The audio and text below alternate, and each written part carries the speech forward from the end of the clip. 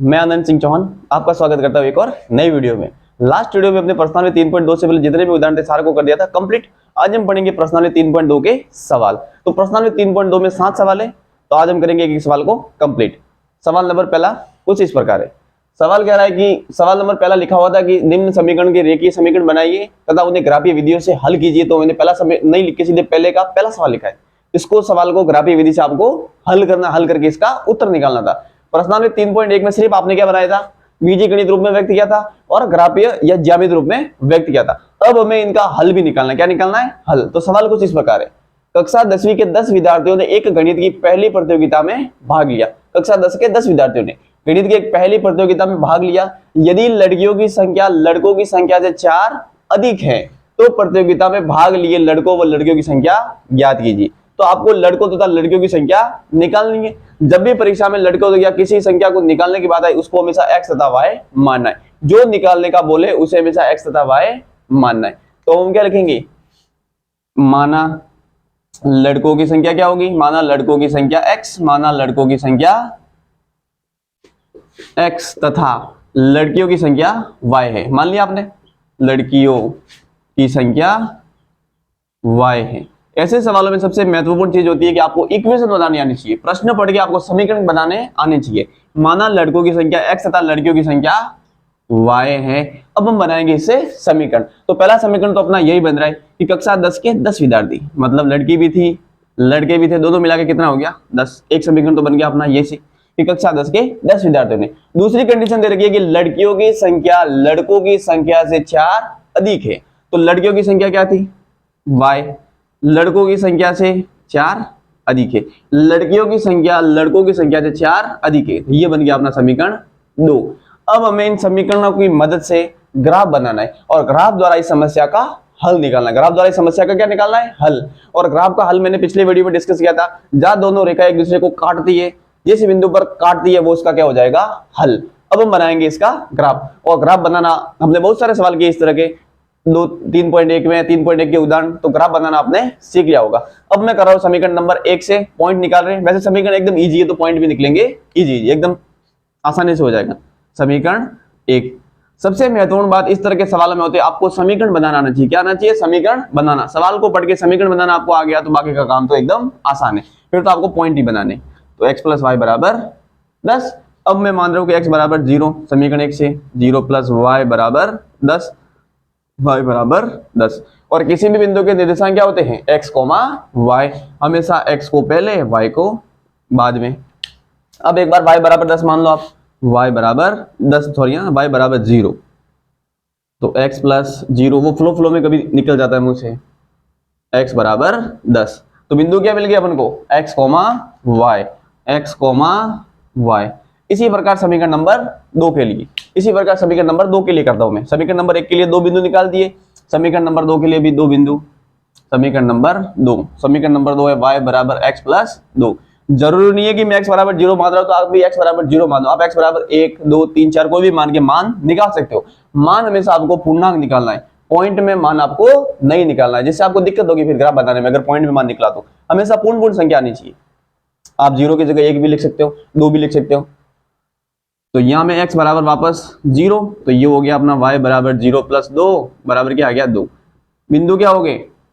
x, y। अब क्या मान रहा हूं मैं? y बराबर 0। क्या मान रहा हूं? y बराबर, एक बार x बराबर एक बार y बराबर, तो ये 0 बराबर x + 2। 2 आ गया इधर तो क्या आ गया? x बराबर -2। बिंदु क्या हो गया? x, y।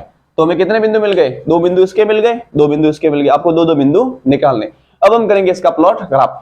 इसको रब करके मैं यहाँ ग्राफ बना रहा हूँ और ग्राफ द्वारा चेक करेंगे कि ग्राफ कौन से बिंदु पर काट रहा है, वो इसका हो जाएगा हल। तो मैं इस पर ग्राफ बना रहा हूँ। अब हम बनाएंगे बिंदुओं से ग्राफ। जो काम की चीज थी वो मैंने रख दी, बाकी सबको मैंने रब कर दिया। तो समीकरण 1 के लिए देखो, x पर तो जाना है 0 और मूल बिंदु पर x तथा y का मान हमेशा क्या है? 0, 0। तो 0 x का मतलब 0, यहाँ y पर जाना है आपको 10। तो बिंदु का मिल गया आपको 0, 10। ये वाला बिंदु है 0, 10। दूसरा बिंदु देखो, x पर जाना है 10, x पर जाना है 10, y पर जाना है 0, मतलब पॉइंट बनेगा अपना यही। ये हो गया अपना 10, 0। इसको मिला दो। आपको एकदम सही मिलाना है स्केल से। ये हमने मिला दिया। और ये जिस समीकरण का ग्राफ है वो समीकरण भी आपको दर्शाना है इसके ऊपर। तो कौन से समीकरण के लिए बनाया आपने? x प्लस वाई बराबर 10। समीकरण नंबर अब 2 के लिए, तो एक के लिए तो हमने ग्राफ बना दिया। समीकरण नंबर 2 के लिए देखो, तो x पर तो जाना है 0, x पर 0, y पर जाना है आपको 2, तो ये हो गया अपना, ये कौन सा बिंदु हो गया 0,2। दूसरे के लिए देखो, x पर जाना है -2, x पर जाना है -2 और y पर जाना है 0, मतलब पॉइंट बनेगा अपना यही -2,0। हमेशा बिंदु लिखने, फिर इसको बढ़ाओ आगे, ये यहाँ क्रॉस कर रहा है, जिस बिंदु पर ये ग्राफ क्रॉस कर रहा है, पहले इस ग्राफ को दर्शा दो कि कौन से समीकरण के लिए बना है, तो ये है y बराबर x प्लस 4। समीकरण का ग्राफ का हल क्या होता है, या किसी भी सवाल का हल जहां दोनों रेखा एक दूसरे को काटती है। ग्राफ मतलब जिस बिंदु पर क्रॉस कर रहा है वो उसका हो जाएगा हल। ग्राफ पर बनाओगे तो आपको सही दिखेगा, ये जो बिंदु है इसका 3,7, 3,7 पर ये एकदम क्रॉस कर रहा है। ग्राफ में एकदम सही लाइन दिखेगी मेरे, ये क्या हाथ से बनाया इसलिए थोड़ा हिल रहा है, तो 3,7 पर ये कट कर रहा है, तो इसका हल क्या हो जाएगा 3,7। तो हमेशा पहली संख्या क्या होती है, x बराबर 3, y बराबर हो जाएगा 7। तो x आपने क्या मानी थी, लड़के, x क्या थे लड़के, तो लड़के की संख्या कितनी हो जाएगी 3 और लड़कियां कितनी हो जाएगी 7। ये इस सवाल का हल है, लड़कियां कितनी हो जाएगी 7। इस प्रकार किसी भी ग्राफ को देखकर आपको बताना है कि समीकरण का हल क्या निकलेगा। जहां ग्राफ में दोनों रेखाएं काट दिए वहां उसका हल हो जाता है, x अक्ष से x अक्ष का मान, y अक्ष से y अक्ष का मान, 3 और 7। 3 तो लड़के थे, 7 लड़कियां थी। ये पहले सवाल का हल। इसी प्रकार पहले सवाल में एक और दूसरा सवाल है, उसको भी हम करते हैं हल। सवाल नंबर 2, तो सवाल नंबर 2 में भी वो का वो करना है, ग्राफीय विधि से इसका हल निकालना है। सवाल नंबर 2 है, 5 पेंसिल तथा 7 कलमों का मूल्य 50 रुपए है, जबकि 7 पेंसिल तथा 5 कलमों का मूल्य 40 रुपए है। एक पेंसिल का मूल्य तथा एक कलम का मूल्य ज्ञात कीजिए। तो ग्राफ द्वारा इसका पेंसिल का मूल्य तथा कलम का मूल्य ज्ञात करना है। इस तरह के उदाहरण हमने किए थे, सेब व अंगूर वाला उदाहरण था, बल्ले व गेंद वाला उदाहरण था। इसी प्रकार इसको भी लिखना है। तो मैंने लिखना कैसे बताया था आपको, सबसे पहले लिखेंगे 5 पेंसिल प्लस 7 कलमों, टोटल कितना था मूल्य इनका 50। ये अपना एक समीकरण बनेगा। दूसरा क्या था, 7 पेंसिल, कितनी कलम है 7 पेंसिल प्लस 5 कलम, 5 कलम ये कितने में मिल रही है 46 में। अब हमें मानना है, देखो हमें पेंसिल निकालनी है, पेंसिल का मूल्य भी ज्ञात करना है, कलम का मूल्य भी ज्ञात करना है, और जो चीज हमें निकालनी है प्रश्न में उसको हमेशा x तथा y मानना है। तो लिखेंगे माना एक पेंसिल का मूल्य, माना एक पेंसिल का मूल्य x रुपए है, माना एक पेंसिल का मूल्य x रुपए है, तथा एक कलम का मूल्य, एक कलम का मूल्य y रुपए है। हमेशा जो चीज निकालनी है उसको x व y मानना है। अब हम बनाएंगे इससे समीकरण। तो एक पेंसिल का मूल्य है x रुपए, तो 5 पेंसिल का हो जाएगा 5x प्लस एक कलम का मूल्य y रुपए है, तो 7 कलम का हो जाएगा 7y। टोटल कितने दे रहे हो आप 50। समीकरण नंबर 1। इसी प्रकार दूसरे के लिए 7 पेंसिल का हो जाएगा 7x, 5 कलम का हो जाएगा 5y, टोटल मिला के कितना है 46। समीकरण नंबर 2। अब हमें समीकरण 1 और समीकरण 2 दोनों के लिए दो बिंदु निकालने, जो पिछले वीडियो में बहुत सारा डिस्कस किया ग्राफ बनाने के लिए, डिटेल में एकदम डिस्कस कर चुके हम। तो पहले इसके लिए करेंगे फिर इसके लिए करेंगे। समीकरण नंबर 1, समीकरण नंबर 1 के लिए पहले बिंदु निकाल रहे, 2 बिंदु निकालने आपको बस। 5x प्लस 7y बराबर 50। ये समीकरण थोड़ा कॉम्प्लिकेटेड है, तो इसमें थोड़े सोच के मान लिखने पड़ेंगे। तो अब मैं लिख रहा हूं इसकी जगह x बराबर 3, ये 15 हो जाएगा, इसमें से घटाएंगे तो 35 आ जाएगा, 35 में 7 का भाग जाएगा तो कितना आएगा 5। तो ये हो गया 5 × 3 प्लस 7y। आपको हमेशा सोच के थोड़ा माइंड में कैलकुलेशन करके मान लिखना है। ये 15 प्लस 7y बराबर 50, 7y बराबर हो जाएगा 50 माइनस 15, 7y बराबर कितना होगा 35। तो y बराबर आ गया अपना 35/7 बराबर 5। किसी भी बिंदु के निर्देशांक क्या होते हैं x, y। हमेशा x का मान लिखेंगे पहले, y का मान आ गया बाद में। इसी प्रकार दूसरा बिंदु निकालो। तो अब मैं ले रहा हूं y बराबर 0, y बराबर 0। समीकरण 1 से देखो 5x प्लस 7 ये 0 बराबर हो गया 50, तो ये तो हो गया पूरा 0। 5x बराबर आ गया 50, तो x बराबर आएगा 50/5 बराबर आ गया 10। तो बिंदु क्या निकले अपने x, y, x, y। तो एक बिंदु ये हो गया, एक बिंदु ये हो गया। इसी प्रकार समीकरण नंबर 2 के लिए करते हैं हम।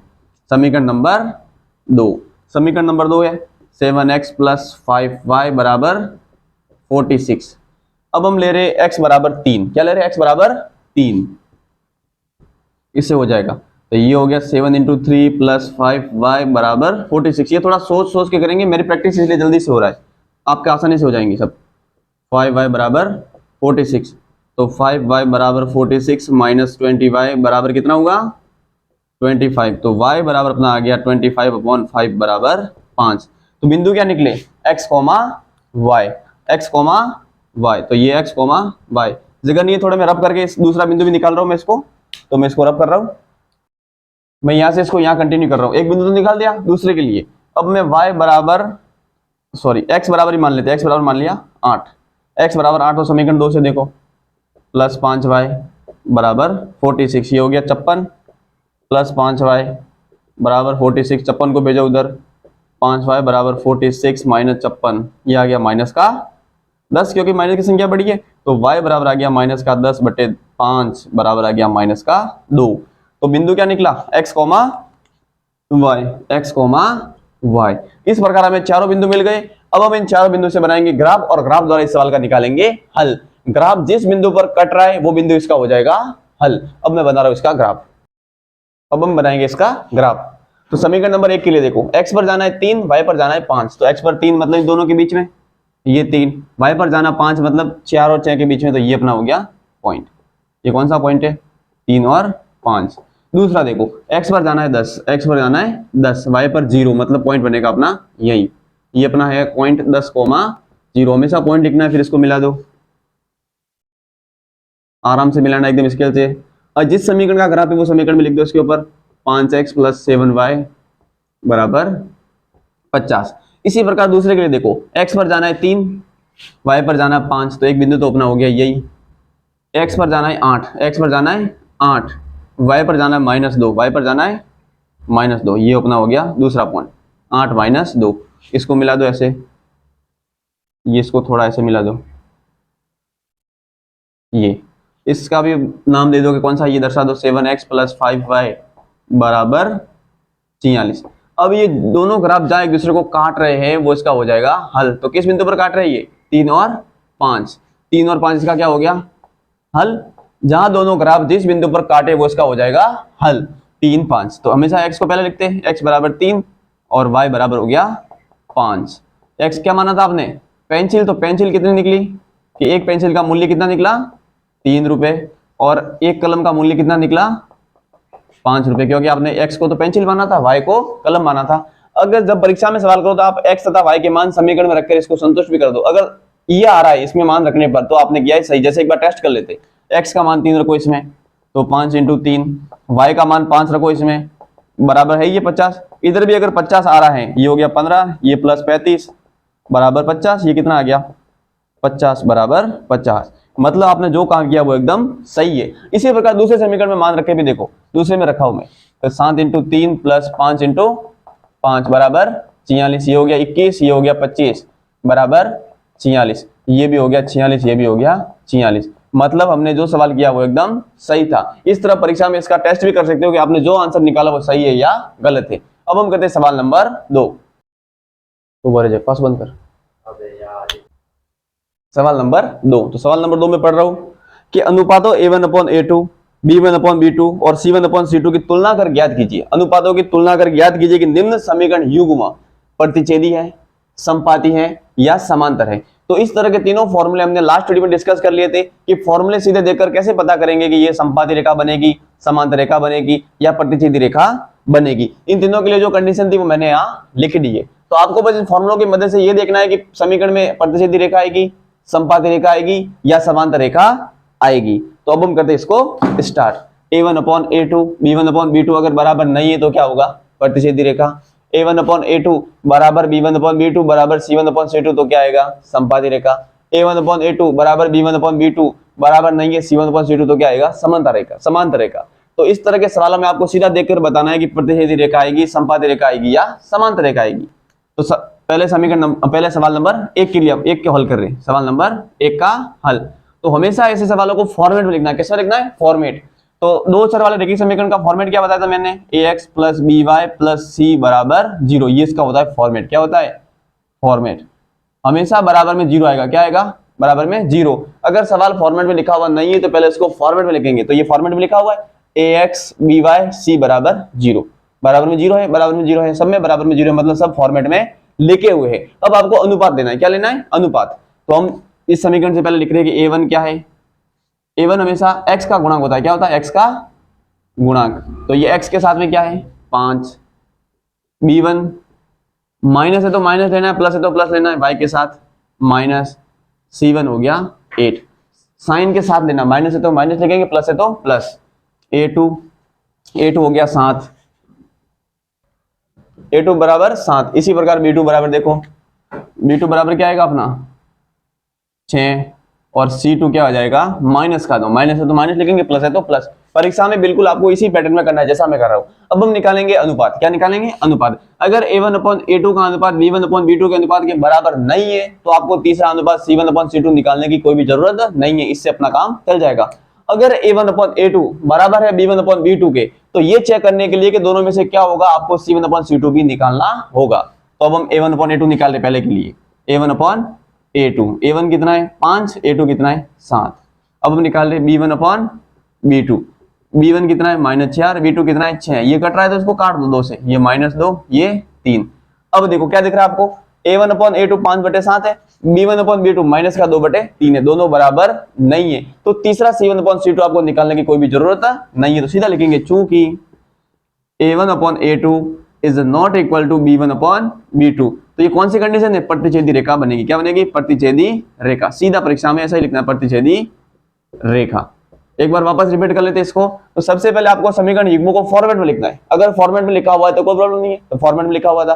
फिर आपने a1 b1 c1 निकाला, a2 b2 c2 निकाला, फिर इनका अनुपात देना है। जब a1/a2 का अनुपात b1/b2 के अनुपात के बराबर नहीं है तो आपको c1/c2 का अनुपात लेने की कोई भी जरूरत नहीं है। इससे हमें क्या पता चल रहा है कि प्रतिच्छेदी रेखा की कंडीशन है। अब हम करते हैं सवाल नंबर 2। इसी प्रकार सवाल नंबर 2 का हल।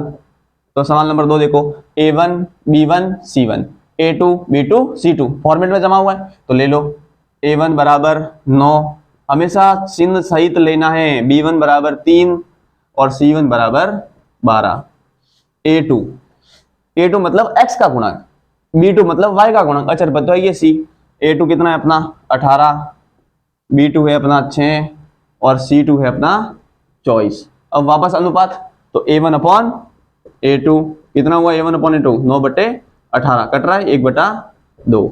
b1/b2 3/6 कितना हुआ? 1/2। देखो ये दोनों अनुपात बराबर आ गए। जब a1/a2 का अनुपात b1/b2 के अनुपात के बराबर आ जाता है तो हमें ये चेक करने के लिए कि दोनों में से क्या होगा, कि दोनों के लिए ये तो बराबर है, या तो ये हो सकता है, ये हो सकता है। दोनों में से चेक करने के लिए आपको c1/c2 का अनुपात भी निकालना है। लेकिन जब सवाल में इन दोनों का अनुपात बराबर नहीं आए तो सीधा आपको प्रतिच्छेदी रेखा लिखना है। c1/c2 तीसरा अनुपात निकालने की आपको कोई भी नीड नहीं है।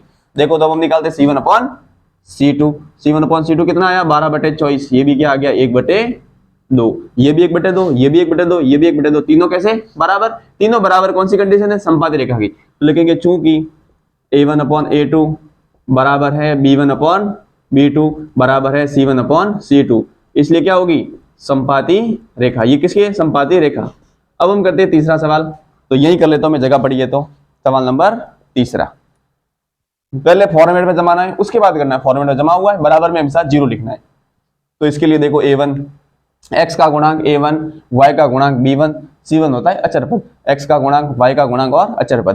तो a1 कितना अपना 6, b1 कितना है? माइनस है तो माइनस लिखेंगे, और c1 है अपना 19, a2 है अपना 2, b2 है अपना -1 और c2 अपना है 9। अब a1/a2 6/2 कितना आया? 3। b1/b2 कितना आया? -3 माइनस का 1, माइनस से माइनस कट गया और क्या आ गया? 3।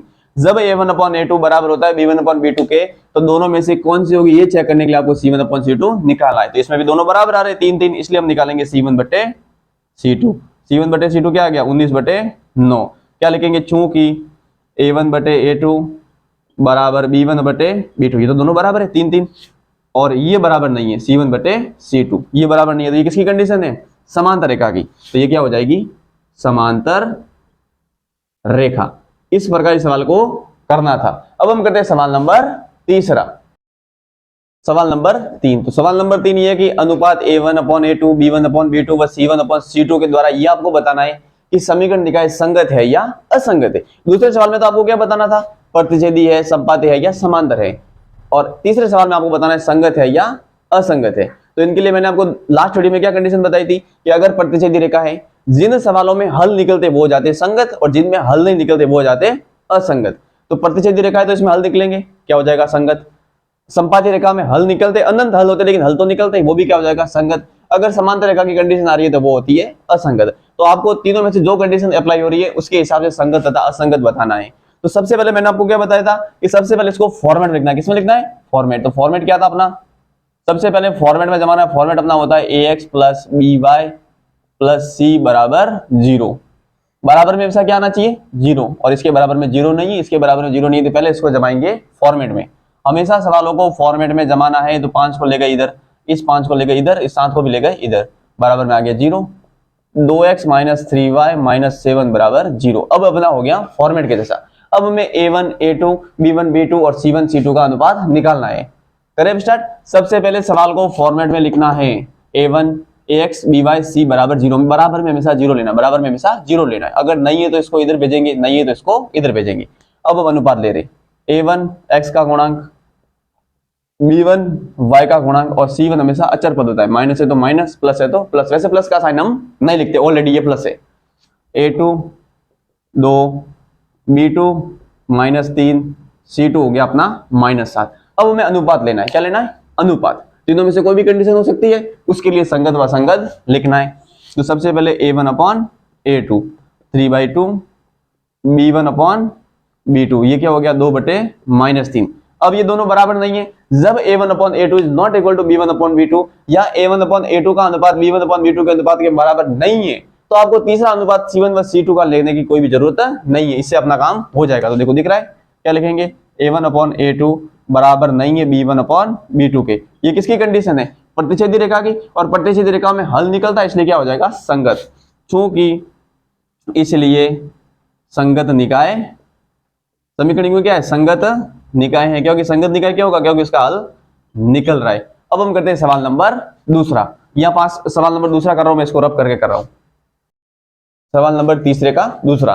तो सबसे पहला काम होता है फॉर्मेट में लिखना। क्या लिखना, फॉर्मेट में। देखो बराबर में 0 नहीं है, बराबर में 0 लाना है, बराबर में 0 नहीं है, बराबर में 0 लाना है, क्योंकि फॉर्मेट होता है ax plus by plus c बराबर 0। 8 को भेजेंगे इधर, 9 को भेजेंगे इधर।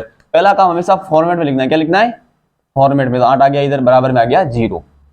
4 ये x है, सॉरी, हाँ 4x 6y माइनस 9 बराबर 0, गलती से थोड़ा हो गया था। फॉर्मेट में लिख दिया, बराबर में 0 बराबर में 0। अब हमें a1 a2 b1 b2 c1 c2 इनका अनुपात लेना।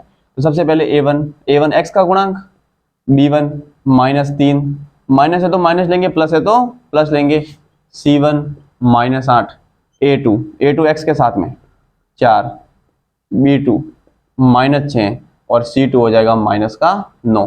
अब हमें अनुपात लेना। क्या लेना है, अनुपात। तो a1 अपॉन a2 क्या हो गया, 2/4। कितना आ गया, 1/2। कट रहा है तो काट दो इसको, या नहीं काटोगे तो कोई भी प्रॉब्लम नहीं है। b1 अपॉन b2 ये भी हो गया अपना 1/2। जब दोनों अनुपात बराबर हो तो आपको c1 अपॉन c2 का अनुपात भी निकालना है। ये चेक करने के लिए तो या तो संपाती हो सकता है या समांतर हो सकता है। अगर तीनों अनुपात बराबर है तो संपाती है, अगर तीनों अनुपात बराबर नहीं है तो समांतर है। तो अब हम निकालेंगे c1 अपॉन c2। ये कितना निकला, माइनस का 8 माइनस का 9, ये कट गया 8/9। अब देखो a1 upon a2 1/2, b1 upon b2 1/2। a1 upon a2 का अनुपात b1 अपॉन b2 के अनुपात के बराबर है, जबकि a1 upon a2 b1 upon b2 बराबर नहीं है c1 अपॉन c2 के लिए। ये कैसी कंडीशन है, ये समांतर रेखा की कंडीशन है, और समांतर रेखा में कोई भी हल विद्यमान नहीं होता है, और कोई भी हल नहीं निकलेगा मतलब क्या हो जाएगा, असंगत। तो लिखेंगे चूंकि a1 अपॉन a2 बराबर है b1 upon b2 is not equal to c1 upon c2, इसलिए लिखेंगे समांतर समीकरण निकाय असंगत है। कैसा है, असंगत निकाय है। इसी प्रकार सवाल नंबर तीसरा देखो, इसी प्रकार सवाल नंबर तीसरा, इसमें भी सबसे पहले सवाल को फॉर्मेट में लिखना है। किसमें लिखना है, फॉर्मेट में। फॉर्मेट में लिखने का मतलब 0 बराबर में लाना है, 0 बराबर में लाना है। 3/2x प्लस 5/3y माइनस 7 बराबर 0, 9x माइनस 10y माइनस 14 बराबर 0। इसके नीचे भी एक ले लो, एक ले लो, क्योंकि आसानी रहेगी। अब हमें वापस a1 a2 A1 B1 C1 A2 B2 C1, तो ये हो गया A1 3/2,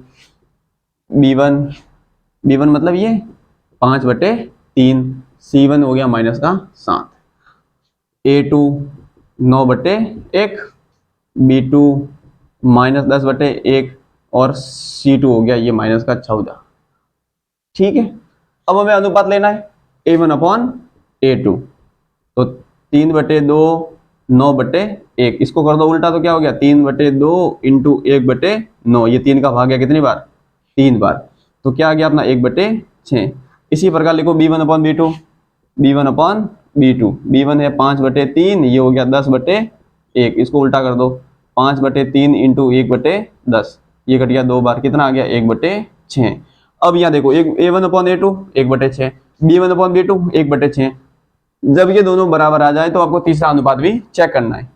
अब हम करेंगे C1/C2, ये हो गया -7/14, ये हो गया 1/2। अब हम क्या लिखेंगे, मैं थोड़ा ऊपर लिख रहा हूँ जगह नहीं है इसलिए, यहाँ चूंकि A1/A2 बराबर है B1/B2 के, और ये बराबर नहीं है C1/C2 के, ये वैसी कैसी कंडीशन होगी समांतर रेखा की, क्योंकि A1/A2 1/6, B1/B2 1/6, जबकि C1/C2 है 1/2, तो लिखेंगे समीकरण निकाय असंगत है, क्योंकि समांतर रेखा में कोई भी हल नहीं निकलता है, असंगत निकाय है। अब हम करते हैं सवाल नंबर 4 और सवाल नंबर 5, तीसरे में जो है सवाल नंबर 3। तो आपको सबसे पहले फॉर्मेट में क्या करना है, फॉर्मेट में बराबर में से जीरो लाना है, तो ये फॉर्मेट में नहीं तो फॉर्मेट में लिखो। सभी सवालों में पहला काम होता है फॉर्मेट में लिखना, क्या करना फॉर्मेट में, y -7 = 0, ये फॉर्मेट में लिखो, 10y बराबर या सॉरी यहाँ -14 = 0, इसके नीचे 1 लिख दो, इसके नीचे भी 1 में से लिख दिया मैं।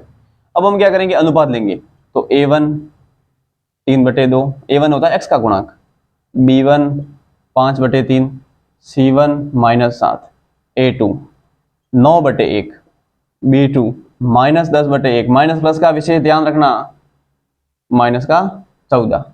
अब देखो A1/A2 3/2/9/1, ये हो जाएगा उल्टा, तो क्या आएगा 3/2 इंटू 1/9, 3 का भाग गया 3 बार, तो इसका आंसर आया 1/6।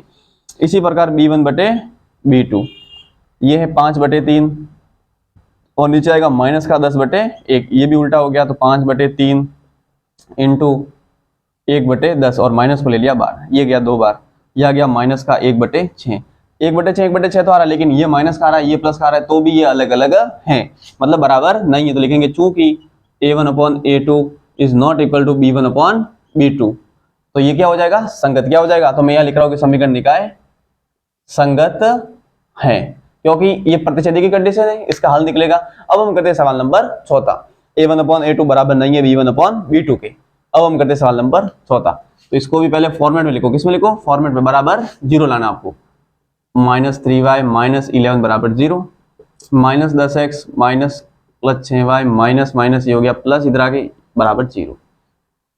अब वापस A1/A2 B1/B2, तो A1 कितना हो गया 5, B1 हो गया -3 और C1 हो गया -11, A2 क्या हो गया -10, B2 हो गया अपना +6 और C2 हो गया अपना 22। अब अनुपात ले लो, A1/A2 5/-10, तो ये हो गया -1/2। इसी प्रकार इसका भी ले लो, B1/B2, ये हो गया -3/6, तो ये हो गया अपना -1/2। जब A1/A2 का अनुपात B1/B2 के अनुपात के बराबर आए, तो आपको हमेशा C1/C2 का अनुपात लेना है, ये चेक करने के लिए कि दोनों में से कौन सा होगा, ये भी हो सकता है, ये भी हो सकता है। अगर C1/C2 का अनुपात भी बराबर आए तो संपाती होगा, और संपाती का हल निकलता है, जिसका हल निकलता है वो होता है संगत। अब हम निकालेंगे C1/C2, C1/C2 -11/22, ये भी हो गया -1/2, ये 1/2, ये 1/2, ये 1/2, सारे कैसे माइनस के हैं, तो सब क्या हो जाएगा, चूंकि A1/A2 बराबर है B1/B2 बराबर है C1/C2।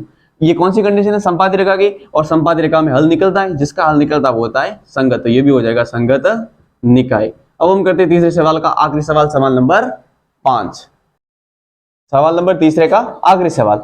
इसमें भी यही बताना कि संगत है या असंगत है। तो सबसे पहला काम होता है फॉर्मेट में लिखना, तो फॉर्मेट में लिखो, फॉर्मेट में लिखने का मतलब बराबर में लाना है 0, तो बराबर में जो भी संख्या उसको भेजेंगे इधर, तो ये आ गया बराबर में 0, 2x प्लस 3y, इधर आके हो जाएगा माइनस का 12 बराबर 0। अब हमें a1 b1 c1 a2 b2 c2 लेना, फिर इनका लेना है अनुपात। तो a1 हमेशा होता है x का गुणांक 4/3, b1 y का गुणांक, c1 माइनस है तो माइनस, प्लस है तो प्लस, a2 2, b2 3, c2 हो जाएगा माइनस का 12। इसके नीचे भी एक ले लो, आसानी होगी, इसके नीचे तो मतलब क्योंकि ये बट्टे में। तो हमेशा a1/a2 का अनुपात निकालो, 4/3 2/1, ये हो जाएगा उल्टा। तो ये हो गया 4/3 इंटू 1/2, 2 से कट गया 2, तो अपना आया 2/3। इसी प्रकार b1/b2, ये भी क्या आया 2/3। जब a1/a2 का अनुपात b1/b2 के अनुपात के बराबर आए तो आपको c1/c2 का अनुपात भी निकालना है। तो c1/c2 ये आ जाएगा माइनस का 8, माइनस का 12, माइनस से कट गया माइनस 2, ये गया 4 बार, ये गया 6 बार, ये गया 2 बार, ये गया 3 बार। तीनों कैसे आ गए बराबर, ये भी 2/3, ये भी 2/3, ये भी 2/3। कौन सी कंडीशन है, संपाती रेखा की। और संपाती रेखा में हल निकलते हैं, जिसका हल निकलता है वो होता है संगत। चूंकि a1/a2 बराबर है b1/b2 बराबर है c1/c2, संपाती रेखा में अनेक हल निकलते हैं और जिसका हल निकलता है वो क्या होता है, संगत। तो ये समीकरण निकाय संगत निकाय हैं। इस प्रकार हमारा तीसरा सवाल भी हो जाता है पूरा। ये प्रश्नावली थोड़ी लंबी है तो इस वीडियो में हम सवाल नंबर 3 ही करेंगे, आगे वाले सवाल हम अगले वीडियो में करेंगे। अगर इस प्रश्नावली संबंधित आपको कोई भी डाउट हो तो कमेंट करके जरूर बताना। Thank you so much.